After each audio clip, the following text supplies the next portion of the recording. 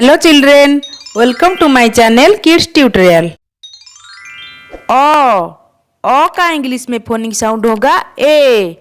आ का phonic sound है double A. छोटी का फोनिक साउंड है आई। बड़ी का फोनिक साउंड है ई। छोटा ऊ का फोनिक साउंड है यू।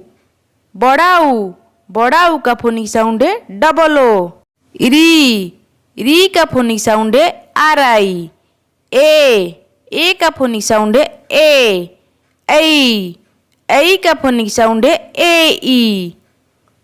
ओ का फोनिक साउंड है ओ। औ का फोनिक साउंड है ए ओ।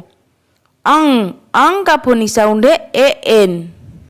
अह का फोनिक साउंड है A H A. Please like the video and subscribe my channel.